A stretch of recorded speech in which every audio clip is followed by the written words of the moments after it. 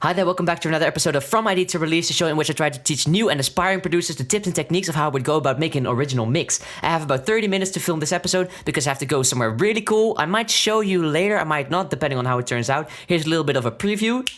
Yeah, that's how it looked. Let's go, go, go. This episode is going to be all about mastering and how I would go about mastering a track. So what we have here is the finished product, the finished mix. And it should already sound powerful, it should already sound glued together, but it could be better. So how I like to work is I export to a WAV file. I'm going to call it final mix or something. And I'm going to put the WAV bit depth at 32-bit floats, because when you do that, you keep all the peaks.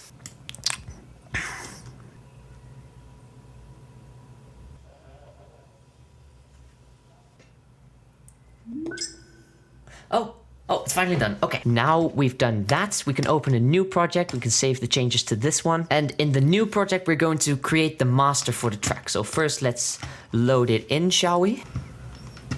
This is it. This is what it looks like.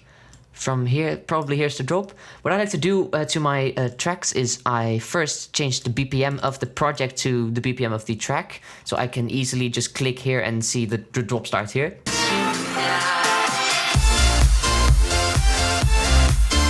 Easy, so the drop starts right here. And the track starts here. So what we can easily do is we can just cut this away, make the beginning right there. And we can make a fade out right here. So that's just to really finish the composition of the track. That's not anything to do with the loudness yet, because we're going to get to that. Let's just select this part right here and take the fruity balance. I really like fruity balance. Okay, so should be a fade out right here. Let's copy this value, paste it here, and ta-da, like that, easy peasy. So now let's get to how the track sounds. So I usually just depend on the drop for when I master a track. So let's just select the drop here, because that's the busiest part of the track. So that should be the one that sounds the best. Okay, so let's start with moving the balance up a little bit. And we're going to go into FabFilter Pro-L. And what this plugin does, it's a wonder of a plugin.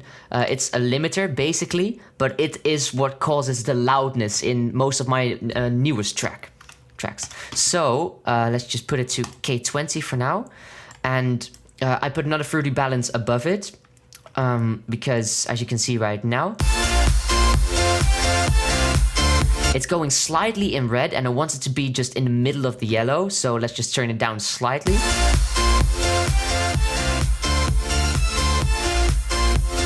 Okay, cool. Now let's add above that a Fruity ProQ or FabFilter Pro-Q 2. And I use this plugin because it has an option to differ from mid and side. So if you go to channel mode and then mid side, you can cut this ball in half, and you can just select the side channel, for instance. And that is really handy when you want to eliminate all the bass from the side channels. And I'm going to, in my newest series, I will be doing a tutorial on what mid-side means and what stereo imaging is. But for now, you're just going to have to, I don't know, agree with me with that you don't want any bass in your side channels. So let's just put a low cut here, pretty steep, and put it to about 100 hertz. So then you'd have no bass in your side channels anymore. Okay, so now let's go to Analyzer, put resolution to maximum so you can really see all the peaks.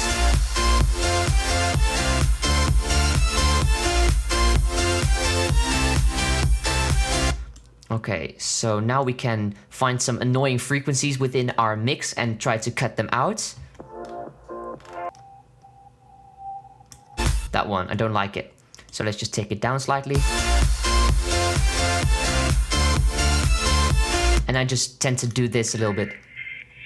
So for instance, this one too. Don't like that either. So let's just take that one down too.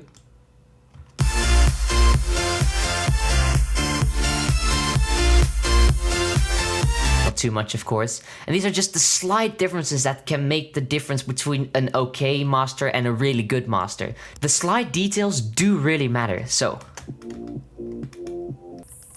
I think that's about it. This is probably enough for now. Maybe boost, let's take the side channel here and let's just boost the high slightly. I like to have like a 1.5 dB boost on my side channels in the highs, just because it makes it sound a slightly more powerful, just that tiny little bit.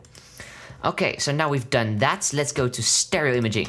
And I don't really know too much about what is good in this. I just know what I like to hear. So let's just go to isotope ozone imager.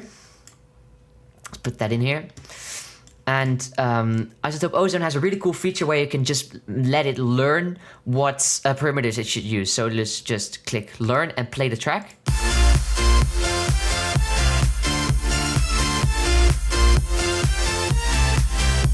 Awesome.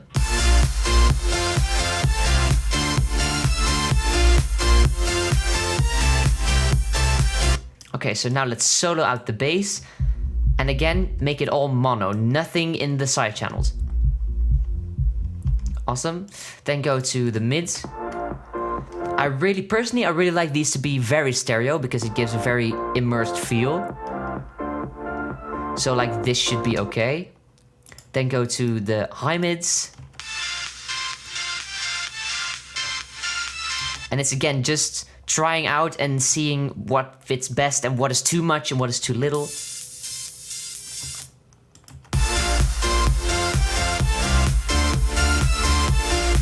Again, slight differences, but they can really distinguish from a good master. So that is usually my master chain. Now the only thing we have to do is to crank it up.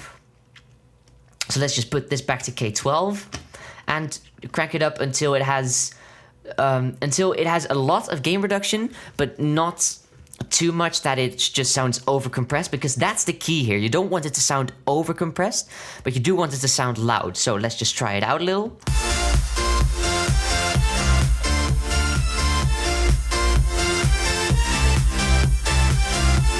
So for me, about 6 dB of gain reduction sounded good.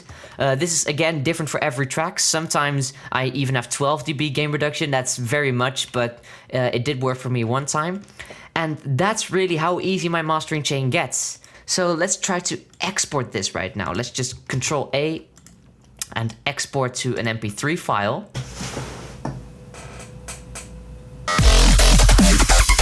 And now when we look at the waveform of what the track looks like, you can see that it's pretty dynamic and pretty silent here and really just good. And here it just maxes out everything. Oh, let's get rid of the mastering plugins right now because we don't need them anymore.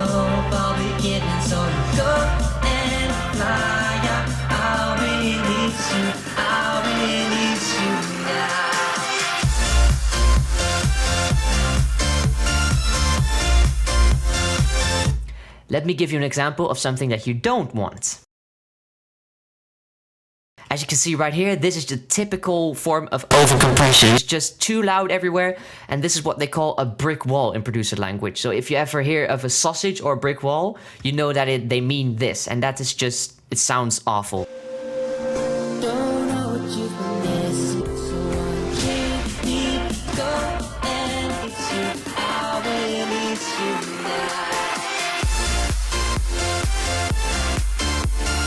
You hear this one sounds a lot more controlled, and this one just sounds like everything was as loud as they could get, which it was. So I really recommend exporting your master and then taking a look at the waveform to see if you don't have a brick wall, because brick walls aren't necessarily bad, but it can be a sign of overcompression. So just be on the lookout for that. And yeah, that was basically it. This was not the last episode yet, because I'm still going to do an episode about how to send your track to a label and everything around that, the do's and don'ts. But for now, this was my mastering chain. This was literally how I master pretty much every track of mine nowadays. So yeah, I really hope you enjoyed it. Please leave a like if you did, and make sure you're subscribed if you haven't already. And yeah, I'll see you next time.